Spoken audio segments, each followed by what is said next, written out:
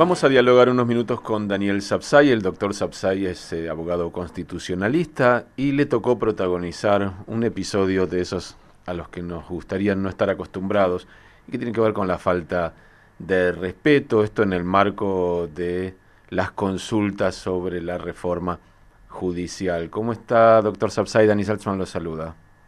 Muy bien, gracias Dani, ¿qué cuenta?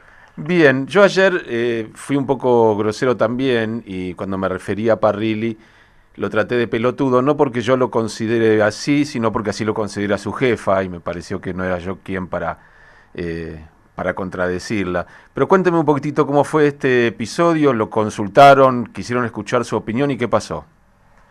Mire, yo creo que lo interesante es también hablar del contexto. Una reunión de las comisiones que entienden en temas judiciales y que van a tener que tratar la reforma judicial, hablo la de asuntos legislativos, asuntos constitucionales, la de justicia, están llevando a cabo una serie de sesiones en las que consultan a expertos, a representantes de sindicatos, de colegios de abogados, etcétera. En ese marco a mí me tocaba ayer y se hace en el plenario de las comisiones, por supuesto. Debo decir que quien lleva a cabo, quien presidía la sesión es la senadora Sacnún, que se comportó realmente con un total respeto tanto a los disertantes como a los tiempos, como al modo en que nos trató. Quiero decirlo, me parece importante, es oficialista, no todos son iguales, para que no parezca que uno se pone en una posición refractaria. Además yo se lo expresé, inclusive frente al antecedente, al incidente, ella actuó con una ecuanimidad realmente notable. Pues bien, cuando termino, donde dije más o menos lo que pienso al respecto, que creo que ya la mayoría de las personas lo conocen porque he hablado en tantos lugares, sobre todo que la ley, el proyecto de ley sobre el cual nos estaban consultando, no podía ser sustraído de un contexto que es todo un plan que lleva claramente hacia la impunidad de Cristina y demás funcionarios que están, y exfuncionarios que están involucrados en gravísimos hechos de corrupción que hoy hacen a una cantidad enorme de procesos, muchos de los cuales elevados a juicio oral. Y después fui jalonando los puntos y por último me ocupé también un poquito del proyecto que está plagado de errores. Pues bien, la reacción inmediata, el primero que pidió hablar, porque después los senadores pueden hacer preguntas a los expositores, fue Parrilli. Y lo hizo realmente ya ni me acuerdo bien lo que dijo, con un tono desdeñoso, descalificador, asimilando lo que dije a un discurso meramente político, que él esperaba con la trayectoria que yo tengo, escuchar algo que contribuyera a enriquecer un proyecto, y por el contrario, se dio cuenta que soy el vocero de la oposición y de los medios concentrados. Bueno, todo eso dicho en un tono realmente muy desagradable, en lo cual yo reaccioné diciendo que no era así, de ninguna manera era político, le expliqué por qué, consideraba, y además dijo que yo creía que estaba autorizado a decir que todo era inconstitucional. Yo le expliqué las principales inconstitucionalidades jurídicamente por qué eran así, con argumentos jurídicos. Y allí fue donde intervino Beretilneck como una forma, me parece, de auxiliarlo a Parrilli, que se ve que se encontraba ya un poco perdido, más allá de la risa burlona. Y su discurso fue en el mismo sentido, pero además tratando de enfatizar mi sensibilidad, que además era muy peligroso con la libertad de expresión, que acá cada uno decía lo que quería. En la Argentina, hablar de la posibilidad de ataques a la libertad de expresión era peligroso y que yo lo hacía para la tribuna, bla, bla, bla, bla. Bueno, también le respondí, no quiero profundizar porque es entrar en un barro, que lamentablemente ellos me llevaron, pero que yo no pude sino responder, porque además quise sostener mis argumentos jurídicos. La senadora me dio la posibilidad además que me explicitara más en otros, como por ejemplo que es un proyecto que no apunta a la igualdad, sino que precisamente ignora totalmente los sectores vulnerables, que inclusive tal como lo expresó la Fiscal Nacional de Menores, implicaría el desmantelamiento del único fuero especial para menores que en cumplimiento de la Convención de los Derechos del Niño la Argentina ha puesto en marcha, lo que llevaría a un incumplimiento flagrante de la Convención. Bueno, Eso fue más o menos el contrapunto. Por supuesto que se escucha mucho más largo, porque usted agrega mi intervención a todas estas fintas, llega casi media hora. Fue evidentemente que no ocupé mayor espacio. En realidad yo les debería agradecer.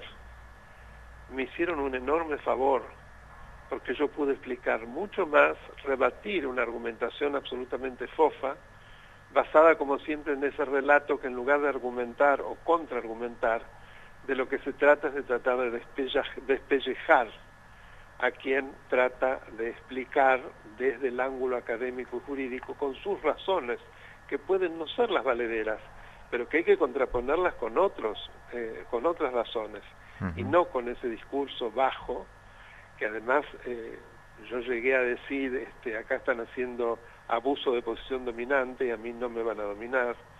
También le dije a Parrilli que quienes se dejan maltratar generalmente son maltratadores. En fin, eso fue todo. Tuvo ribetes sainetescos. Estaba leyendo en Twitter que el periodista militante Roberto Navarro dice que usted reconoció en el plenario de la Comisión de Justicia del Senado que no hay ningún artículo en el proyecto de reforma que asegure la impunidad a quienes estén procesados por corrupción. De alguna manera diciendo, vieron que hasta Sabsay sabe o dice que aquí no hay nada que asegure la impunidad. Sin embargo, usted recién dijo lo contrario. ¿Cuáles son los aspectos, más o menos rápidamente, que usted considera sí permitirían o abrirían las puertas de la impunidad? Bueno, Navarro es un operador muy hábil y hace precisamente lo que dice que los otros hacen, es decir, descontextualizar. ¿Qué fue lo que yo dije? Que si bien dentro de ese proyecto en sí no existía prima facie ningún artículo que señalara que se iba hacia la impunidad, para mí la reforma judicial es algo mucho más amplio y que se compone de una cantidad de capítulos, de acciones, de hechos, a los cuales ese proyecto simplemente se suma, comenzando por la organización de ese consejo. Para mí es inconstitucional la creación por vía de decreto de urgencia, que implica una interferencia del presidente de la Nación en temas judiciales, nada menos que dentro de la Corte Suprema, por la existencia de los dos abogados, tanto el caso de Aslanian como de... siempre me olvido el nombre de este hombre, no sé por qué. Bueno, ¿de quién? El defensor de Cristina. Veraldi. Veraldi. ¿Sabe que no me cuesta recordarlo? Porque tienen causas en la Corte Suprema que precisamente involucran a esos defendidos, que no son cualquier cosa, Echegaray, Cristóbal López, Cristina Fernández, su familia. Esos recursos están interpuestos además con una voluntad bien clara, que es detener los procesos, a pesar de que saben que la Corte no lo puede hacer. Pero es para presionar, y por eso ese Consejo lo que va a hacer es precisamente proponer que se amplíe el número de miembros de la Corte. Bueno, no me quiero extender porque va a ser muy largo, pero se da cuenta que la respuesta fue totalmente distinta. Él tomó solo un pedacito, al contrario de lo que yo dije, es que por eso no quería tratar exclusivamente eso, porque eso era una trampa, que en realidad era como un decorado, como una especie de cortina para tapar el resto. Parrilli también propuso que los jueces puedan denunciar a periodistas cuando se sienten presionados por sus comentarios o sus investigaciones, y estaba pensando y le quería preguntar si no es una debilidad de un juez el actuar presionado por los comentarios de otros, si justamente no debiera ser una de las cualidades de un juez apartarse de lo que los demás opinen para tomar sus propias decisiones en base a lo que considere justo. Bueno, estoy totalmente de acuerdo con lo que usted está diciendo, efectivamente eso es así, pero no nos confundamos, esto no va tanto a los jueces, esto va realmente a los periodistas independientes. Es lo que se llama una censura indirecta, que está expresamente prohibida en el artículo 13 de la Convención Americana de Derechos Humanos o Pacto de San José de Costa Rica, que me encargué de decirle que tendría que leerlo. Eso es lo que lo llevó a decir a Parrilli que yo era el representante de los medios concentrados y que decía exactamente los argumentos de los medios porque era un representante de ellos, cosa por el estilo. Ujú. Sí, estaba pensando que los periodistas que descubrieron el caso Watergate estarían presos todavía si fuera por Parrilli. No le quepa la menor duda, es decir, el tema de la libertad de expresión es un tema fundamental en los populismos. Parrilli ha sido un gran vocero en el amedrentamiento, en las amenazas y precisamente contra los periodistas, que además esto ha sido una realidad durante los 12 años de las 3 primeras administraciones Kirchner. No olvidemos el modo como se llamó juicios populares en la Plaza de Mayo contra periodistas, con inodoros donde se invitaba a que la gente defecara sobre el retrato de los periodistas que estaban en la parte de abajo del inodoro. Así que no para solo decir algo, o la utilización de la pauta oficial de manera totalmente discrecional para mantener medios propios. C5N hoy también se mantiene mucho con eso, página 12, el tema de, no me acuerdo, el programa de los números, que por suerte me olvidé, 654... No, 678. 678, ve, hay cosas que yo prefiero olvidar. Que fue una plaga, todavía no se les ocurrió, espero que no se les ocurre, porque sabe que hoy la gran mayoría de la población rechaza ese tipo de intentos grotescos. Es decir, no hay duda que es la política de ellos. Él se rió, y yo digo, usted se ríe porque ya sabemos que a usted la libertad de expresión no le interesa. Pero en democracia son fundamentales la dupla libertad de expresión e independencia de justicia. Y acá, con todo este plan, lo que está en juego es precisamente ambas. Y además, eso también se lo hace hacia la impunidad, para que no tengan ningún escollo para salvar a quienes están acusados de delitos de corrupción gravísimos, con pruebas tan grandes que las hemos visto en la televisión gracias al periodismo de investigación. Doctor Sabzai, gracias por su tiempo. Mire, ¿me permite hacer un pequeño aviso? Sí, y justo le iba a decir, porque sé que online se puede aprender mucho con usted. Dígame dónde. Bueno, gracias, me adivinó. Mire, junto con mi hijo Sebastián, que es un muy buen guitarrista, hemos creado un canal de YouTube, cuya dirección es Daniel Alberto Sabzai en YouTube. Con cualquier buscador, te pone esa dirección, entra, se lo invita a suscribirse, es gratuito.